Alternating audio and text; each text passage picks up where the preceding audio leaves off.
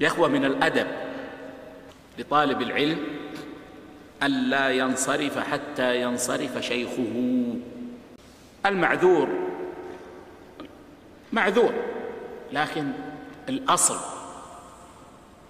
ليس من اللائق ولا من الأدب أن تترك شيخك جالسا، وخاصة إذا كان يتكلم، إذا فرغت من قصدك منه وتقول. ليس من الأدب لطالب العلم.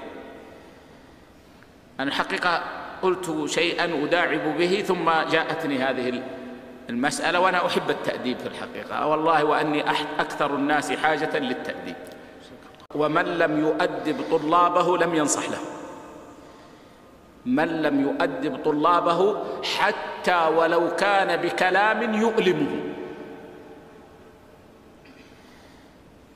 أحيانا قد يكون الكلام مؤلما شيئا، لكنه لا بد منه في التأديب.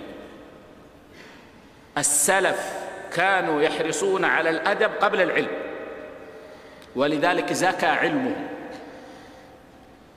واليوم كثير من الناس يحرص على جمع المعلومات بلا أدب، ولذلك ما أن يحصل شيئا حتى يتطاول على العلماء.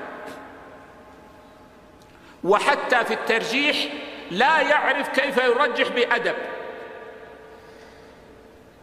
إن رجح أساء الأدب مع المخالفين في المسائل التي فيها ترجيح، التي هي مسائل اجتهاد ومسائل فقه، أساء الأدب ورأى أن الذي يخالف عدوه وعدو شيخه وعدو الإسلام وعدو الحق وعدو الأمة.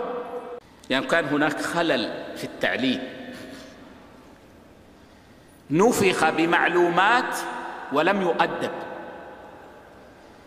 ولذلك من أعظم نعم الله على طالب العلم أن يرزقه شيخا مؤدبا عنده إتقان ويحرص على التأديب.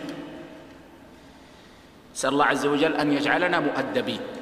فعلى كل حال، يعني إذا تعبتم أخبروا. والله يا إخوة سبحان الله، يعني زرنا كثيرا من البلدان عامة، لكن لا يمكن أن يقوم أحدهم من المجلس حتى يرفع يده.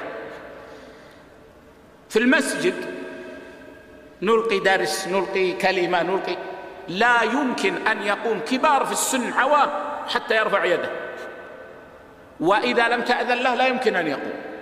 وبعض طلاب العلم إذا انتهى الشيخ ختم الدرس ربما يدعو لهم، قاموا انصرفوا.